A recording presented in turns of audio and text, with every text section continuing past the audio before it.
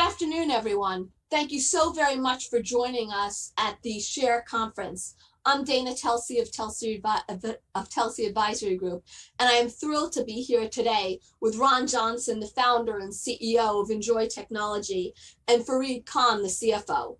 For those of you who don't know, the future basically is seen through Ron Johnson's career.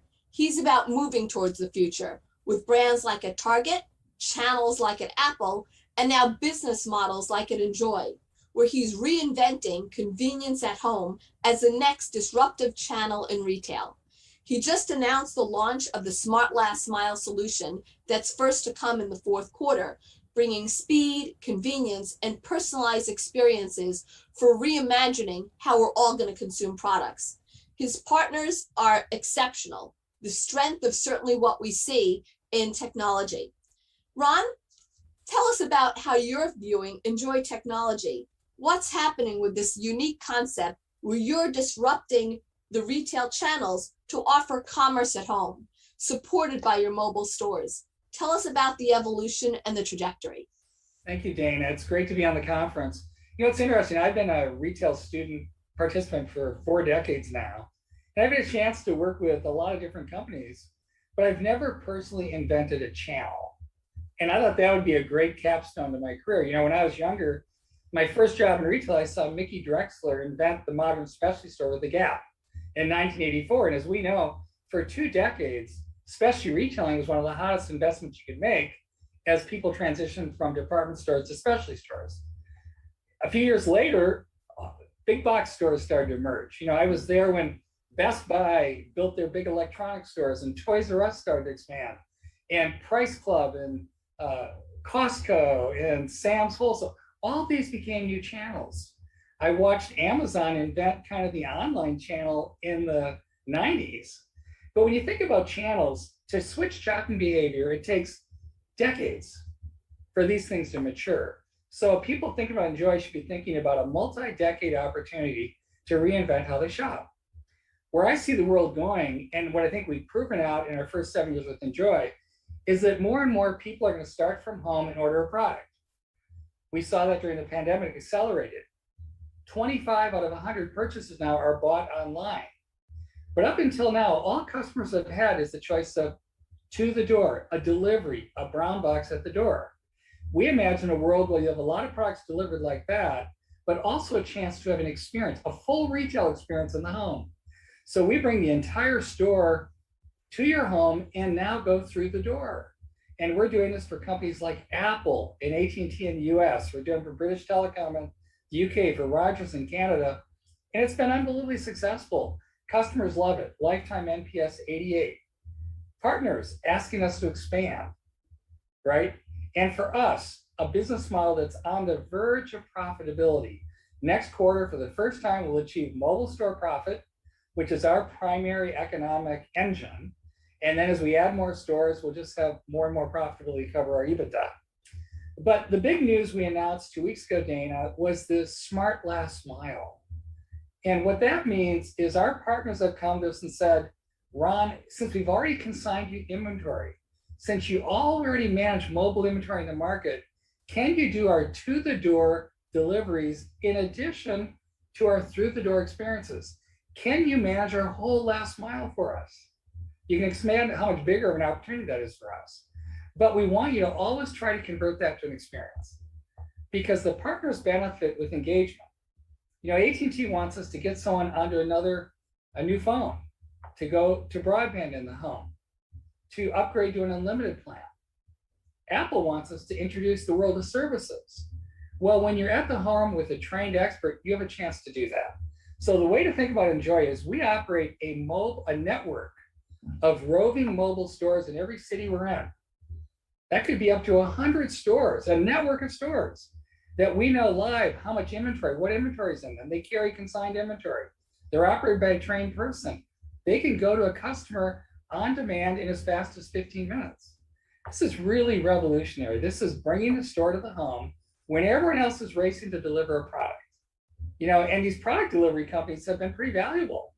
Now you look at the delivery heroes, the Instacarts, the Postmates, they go to the door. Imagine the value of a company that goes to and through the door with a disruptive business model. So it's been really fun for me, Dana, to take all my retail knowledge, all the work I did at Apple, Target, what I learned at JCPenney, and apply that to a new venture. So that's kind of enjoy. And now when you think about the demand and the partners you had, this was a big weekend, obviously, with Apple. What are you seeing in terms of demand trends? And tell us how the labor model works. Yeah, so we feel very confident in our $109 million forecast for this year. From a demand perspective, as you know, we've told this before, Dana, that our partners give us about a 90-day heads up as to how many stores they want us to operate the next period, the next quarter. And based on the demand patterns, we're going to now start 2022 with 1,000 stores in our existing markets, which is about 400 more than we had planned when we did our investment plan. And so we're forward pressing about $10 million of investment in recruiting and training and getting stores ready so we can really jumpstart next year. Demand is very high. We had a super busy weekend with all the new iPhones, as you can imagine, serving people. And another thing that happened is our partners asked us to go to more cities. So we'll be expanding to about 46 more cities next year. So there's a lot of growth going on here. So we kind of have hit that inflection point. And so I think it's a perfect time for us to become a public company. That is very exciting. Why don't you tell everyone, update on the deal closing, timing, how you're looking at it, anything they should know about the deal in particular? Yeah, so well, about a week ago, we announced a couple of things. One is, given the nature of the SPAC market, we decreased our enterprise value by about 10%. We were not getting any pushback on value, but as most of you who follow the SPAC market, it hasn't been performing very well. Our goal is to have the stock trade well at the start, but also to maximize the cash and trust. So we did that. Secondly, we announced that long-term investors had stood behind the company, had guaranteed up to $100 million of purchases of redeemed stock to make sure we hit the minimum cash and trust. So we will close. Our vote date is October 13th. So it's 2 weeks from Wednesday. And so we should be traded as a public company shortly thereafter. So about 2.5 weeks to go, Dana. Very exciting. Profitability metrics. How are you thinking about profitability metrics? I think, what is it, a 30% adjusted EBITDA margin we're targeting by 2025? Yeah, let me let Fareed take that question. He's here and he's my CFO, our CFO. And go ahead, please. Sure thing. So you're exactly right, Dana. 30% EBITDA margins by 2025. Very strong revenue growth over that time horizon, mostly from building out scale in existing geographies, but also extending into a handful of developed markets, primarily in Europe. Key to our business is mobile store profit. And think about that as a unit economics around our mobile stores that we operate. That's where the bulk of our cost structure is. And so we've outlined in some of our investor material in a fair amount of detail, why we have such confidence in our path to profitability. So step one in that journey is being profitable at the mobile store level in Q4. That's our equivalent of gross profit. And then as we continue to get route density and visits per day increase, as we can continue to attach solutions and work with our partners to scale up, we'll have both visits per day and revenue per visit growing over time. And we expect to be about 55% mobile store profit margins by 2025, steady movements. An important part of our business is that we've got a lot of leverage to our OpEx lines because we've essentially invested already in a fully developed technology stack that allows us to operate these stores in a very unique way. We've also built out the distribution and warehouse infrastructure to cover the markets that we need to grow. And so there's fairly minimum incremental investments to support the growth of the business. And we also have a very nimble centralized operating model as well. So we expect to add G&A at a much slower rate. And so the flow through of mobile store profit into EBITDA is quite strong. And so you see us turn EBITDA positive in 2023. And then the cash conversion from EBITDA to free cash in our business is also very strong because we have a very capital light model. It's all consigned inventory. So no working capital associated with growing inventory. our network, our warehouses, our vehicles are leased, and we can add those in the relatively short cycles as demand comes. And that allows us to have very attractive economics. So step one, mobile store profit in Q4 of this year. We'll be profitable at EBITDA in 2023 and very strong cash flow generation. Got it. And the labor model, Ron, how do you see the labor model in finding people, giving them a career path? What are you seeing? Thank you, Dana, and thank you for reminding me. I know you asked me that before, and I just remembered. Yeah, so we have a unique model in that we hire full-time employees. This is very different. Most of the people competing in the delivery space, the on-demand, have relied on contractors.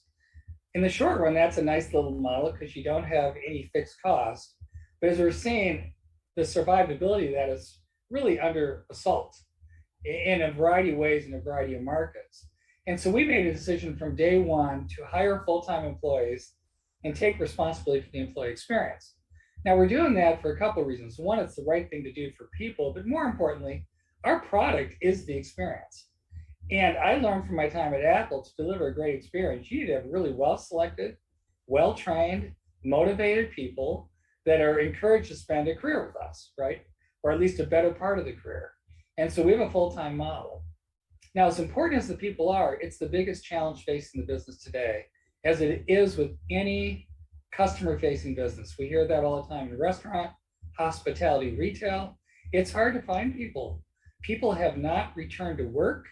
A lot of people are leaving to do other things. And it's like everybody, we're out there investing more in recruiting, training to try to meet the demand.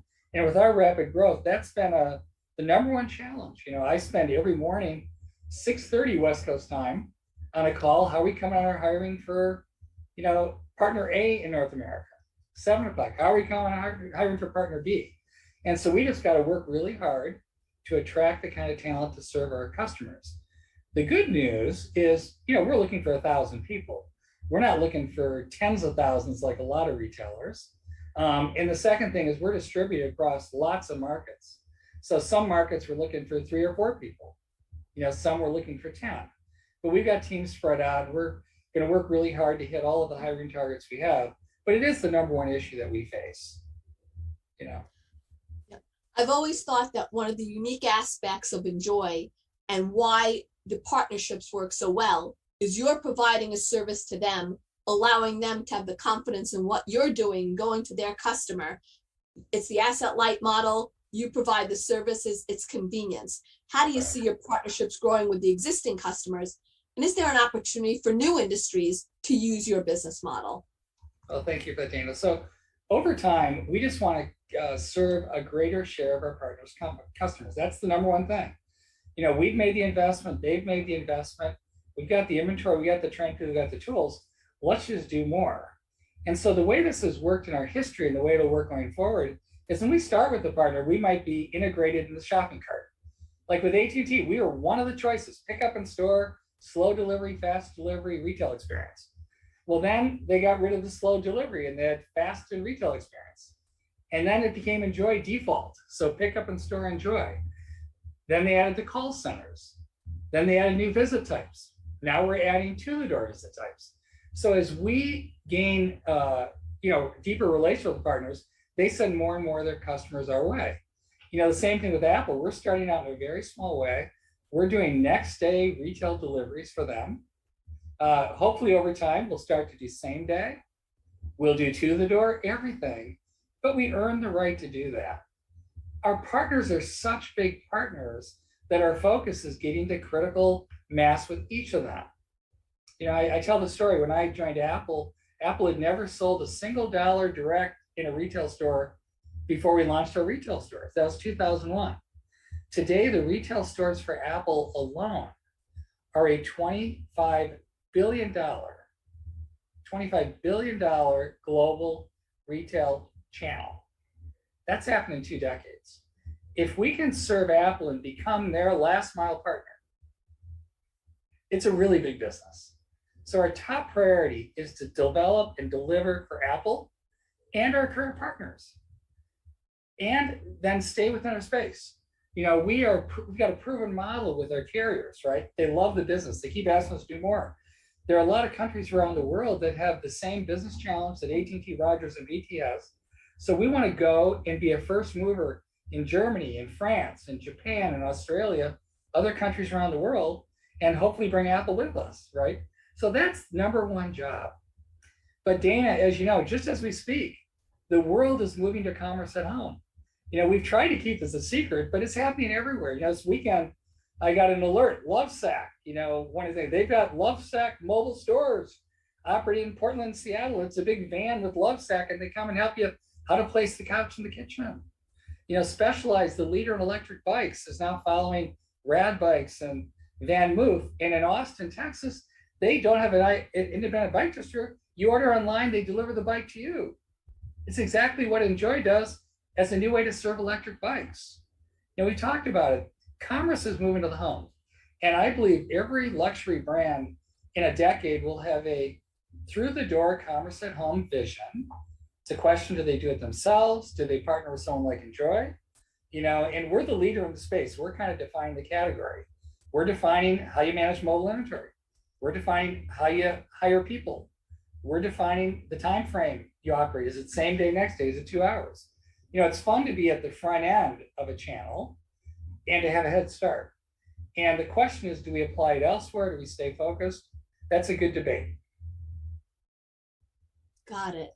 And when you think of the new smart last mile opportunity, what's the opportunity there? How is it going to work in the fourth quarter, and how does it grow? Yeah, so just imagine, obviously there are many more to-the-door retail experiences delivered everywhere than what ENJY does. We're a new idea. People haven't even heard of us, many people. So when we take responsibility for to-the-door, the amount of volume we serve will go up exponentially. The question then becomes, first priority, how do we make sure every through-the-door store is loaded to the gills with visits? That drives our mobile store profitability. To support the inventory needs of to and through the door, we're gonna get a lot more inventory. We'll have a higher share of in-demand product, which is great for through the door. Then we make money going to the door, but it's a lot bigger opportunity, as you can imagine. It also does some really important, which is density. Any delivery company benefits by density. We've had drive times that have been averaging 25 minutes. Those will start to drop. Well, every 5-minute reduction in drive time creates an opportunity for another experience. And our stores are a fixed cost business. So as drive time goes up, the number of experiences we deliver goes up, drive time goes down, experiences go up, mobile store profit goes up. So it's a really big thing. It's interesting, a lot of people have asked us, you guys should do an analyst day just on Smart Last Mile. It's a new announcement. It is a profound change. But we're not changing our guidance at this time. We think we've got a forecast we can meet for 21, 22, and 23. At this point in time, we haven't changed our guidance, but we feel very confident that the Smart Last Mile will drive more volume for our partners and for ENJY.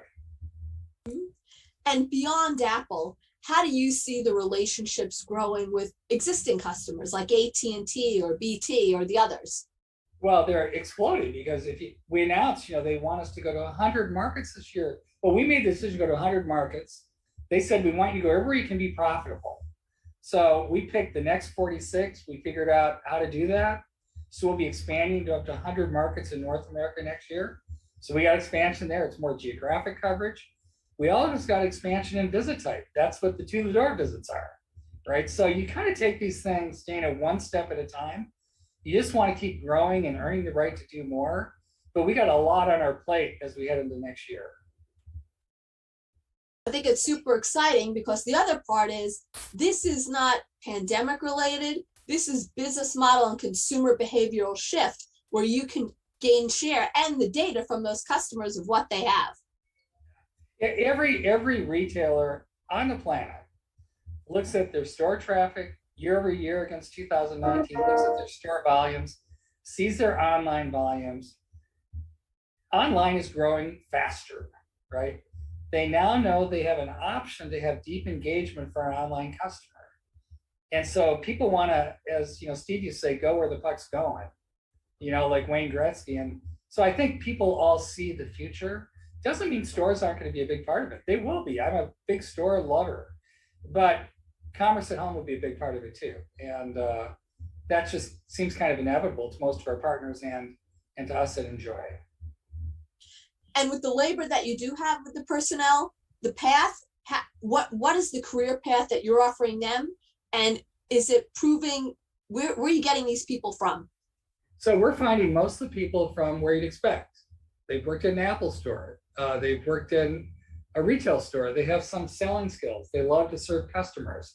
You know, there are people that have been working hourly in retail as full-time people. I think that's kind of the category we're going to pick from. People that are working in stores are choosing to work in the mobile economy. I think that'll be it for quite a while. But you're right, Dana, you got to have a career path. What's nice about our to-the-door expert is we now have a little more of an entry-level position for someone who maybe hasn't built all the selling skills, but they can primarily succeed going to the door, start to layer on through the door, then graduate into one of our, kind of flagship experts, if you want to call it that. But then they can manage their markets. Almost all the people we promote to be leaders or the equivalent of a store manager of our markets come from within.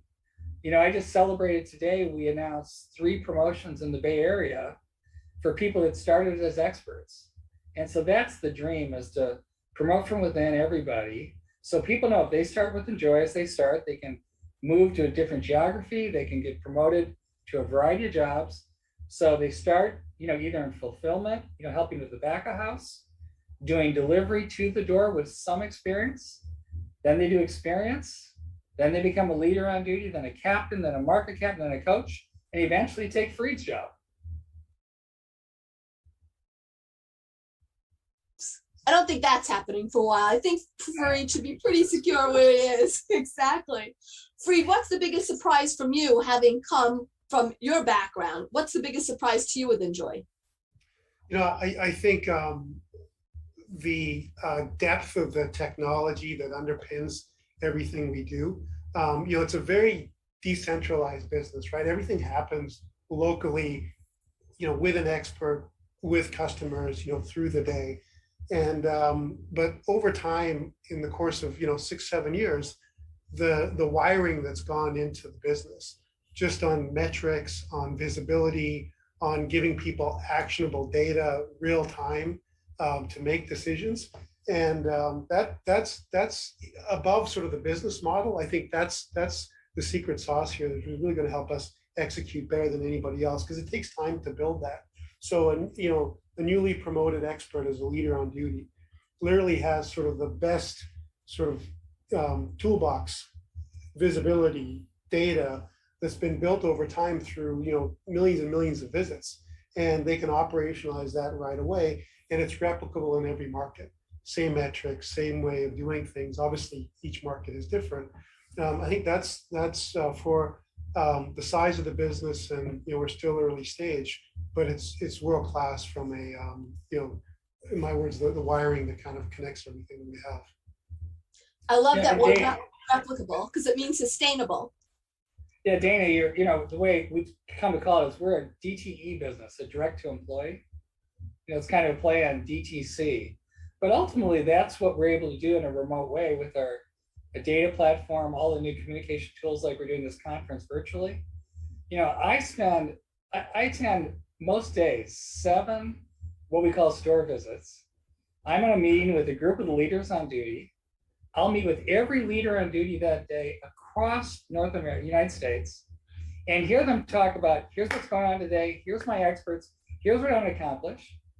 And that's how close we are to the business. We run the business by visit, not by day, week, month, like a lot of retailers. This is live in the moment. And I communicate every day with leaders who communicate with the experts serving the customer. So I don't think there's ever been a business with that kind of communication line. And my whole team does. So we operate the business in real time, even though it's remote. So you think of the rest of the world using these contractors, they don't even know who the employees are. All they see is in their app, someone picked up something and delivered it. That employee is not even an employee, they're a contractor. We're on the far extreme of being a direct to employee business. And Freed's right.